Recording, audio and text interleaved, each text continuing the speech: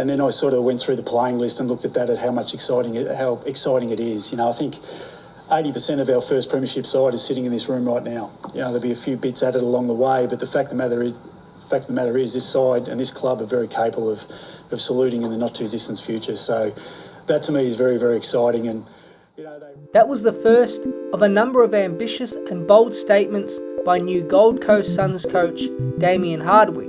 According to him, the Suns are just 20% of a premiership winning side. That's roughly 5 players out of the 23 selected to play any given week. But the first official game they played together painted a different picture. Ball, Lemons underneath of it. Here's Toby Green with the stab at a goal. Toby Bedford from the arc. Struck it pretty well. Struck it beautifully. Struck it much better than that. Nothing proppy about GWS tonight. 105 to 61, a 44-point ball game. Now, it was only a practice match. I fully understand that, but to put a few things on notice, the Suns were relatively strong with Lockie Weller, the big star, out, and Jed Walter, Roses Jr. and Davies, other possible starters that were missing, whereas the Giants had 5 best 22 players out in Perryman, Cumming, Callahan, Ash and Hogan. I felt like it was a great chance against a weaker version of the Giants to show out. It was the complete opposite, and the score only improved due to the Giants resting starters as the game went on. This followed on from their 47-point defeat to the Lions a week before. Again, this really wouldn't have caught any attention from the AFL world if the Gold Coast Suns hadn't been declaring such ambitious goals to the public. Here is a compilation of players and staff speaking of their expectations in 2024. Will Powell and SEN said, "The game plan he's implemented is so exciting. It's such an exciting brand of footy. We've been training really well, and I think he's starting to get really happy with the way we're playing. It should be a very fun and exciting year for a finals berth." Hardwick himself said, "We're not developing anymore. We've got a group that is capable of doing great things. I'm not going to put a ceiling on it, but I'm certainly going to put a floor. For us, it's finals. We're destined to take the next step, but we've got to understand the work involved in that." And in response to Hardwick declaring they must play finals, Captain Touk Miller said this, "It sits really well with us," Miller said.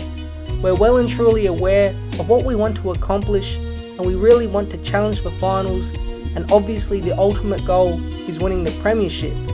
So a comment like that, I feel like it doesn't add any pressure that doesn't already come with playing AFL football. So why does all that matter right now? Well, have a look at what Touk Miller said after the practice game loss to the Giants. "We didn't want to come in here with heaps of expectation," Miller said on Fox Footy post-match. "We've obviously had a really big 3 months of learning a new game plan. It's not going to be like that the whole entire year. We're going to keep adding to it and refining it." Now, I'm not having a go at Miller at all, as he's just one member of the Gold Coast Suns. But why talk all this big game in the pre-season about the new game style and how ready you are, and in an opportunity against a slightly weaker GWS team to show the world you are ready, you perform like that? But then after the game, your captain comes out and says you had no expectation for the match. I have no issue with the bad night they had, or the insistence by Miller they are learning a new game style. That's fair enough. But why would the whole club declare they will play finals so many times? It just adds pressure that I don't think was really there. And believe it or not, internal pressure is often far worse than the media's pressure. That's what can lead to the damage inside a club and the worst thing in team sports, finger pointing and blaming others. The reality for Damian Hardwick is this coaching gig is tough work. Translating that Richmond culture up to the Suns isn't as easy as flicking a switch. These are all things he knows, but coaches going to another club for success do have a pretty bad track record, especially when they had a big period of success at one club. Mick Malthouse was a disaster at Carlton, Ron Barassi at Melbourne and Sydney had a poor record, Dennis Pagan struggled at the Blues too, and Malcolm Blight got fired within a year at the Saints. There are always exceptions, such as the great Lee Matthews, but the majority haven't been able to go all the way at their second or third club. Most actually fall flat. It's a bit of history to consider and acknowledge that what Hardwick is trying to attempt is extremely difficult. It is a gamble, and from the outside I thought it was a bit disrespectful to leave Richmond the way he did. 3 premierships probably allows you to leave whenever, but the Tigers gave up a few first round picks to bring in Hopper and Taranto to push deep in finals in 2023. But early on, it didn't pan out, and Hardwick literally abandoned ship after round 10. He went on the now infamous Italy trip, and while relaxing in Milan, was poached by the Suns' hierarchy. For what he had accomplished at Richmond, to just walk out midway through the year and then join another club hasn't been seen for some time.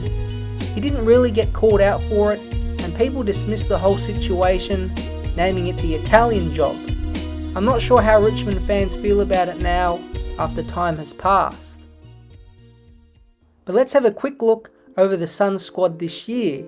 Do they really have 80% of a premiership team? Well, from this comparison, you decide. If Hardwick deploys his Richmond game style, which we all expect, it will be a fast-paced team that can transition the ball well, lock it in its front half, and put huge heat on the ball, pressing opponents. Comparing with the Richmond teams that won those flags, let's see how the Suns line up. Firstly, how about the speed and intercepting out of defence? It was trademark Richmond. After Alex Rance finished up, Dylan Grimes, David Asprey and Nathan Broad were the bigger defenders, while that run and carry came from Nick Vlosten, Basher Hooley, Jaden Short and Mr. Fix-It, Liam Baker. Well, the Suns don't have this speed. Sam Collins and Charlie Ballard are a nice 1-2 key defender combo, but Alex Sexton, Connor Buderick and Sean Lemons don't have the creativity of those Richmond players. Throw in David Swallow, who has played in defence, and it's a relatively slow back 6 compared to the rest of the competition. Lockie Weller can't come back fast enough. Up forward, it's hard to go past Tom Lynch and Jack Riewoldt. Ben King is injury prone and still has a light frame, while Jack Lukosius can be unbelievable one week and poor the next. They have to be a consistent duo and at least bring the ball to ground. Now, some comparable areas are the small forwards. Thomas Berry, Ben Ainsworth, Darcy McPherson as starters are more than solid enough, and throw in Roses Jr. or one of the few pacey Suns forwards, and I think the pressure should be there. The Suns' quality in this part of the game matches up pretty well with the Richmond teams. Finally, the on-ball brigade. The Tigers were never a great clearance team during their run, but they had smart, two-way runners. Matt Rao is a bull, but limited in his running ability. Noah Anderson is a great outside presence and can still chip in with some clearances, while Tuke Miller is the prototype two-way player that will fit with Damian Hardwick. Sam Flanders is a ball winner, and Bailey Humphrey is still a baby in AFL terms, albeit he has those Dustin Martin traits.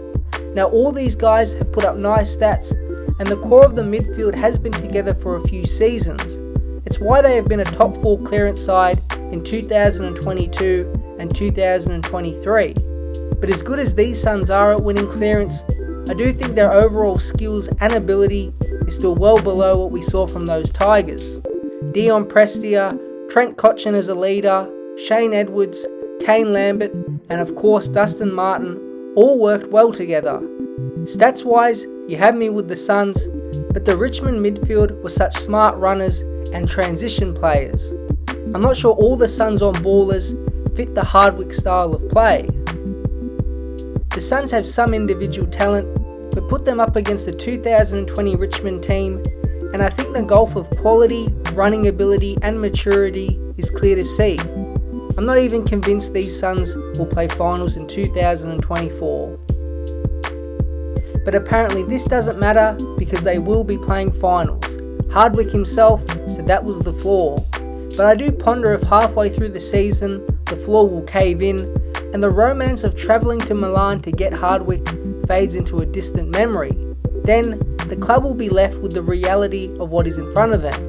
It's a high stakes competition to be in, and the Suns organisation have not held back in declaring this team right now is ready for a finals berth.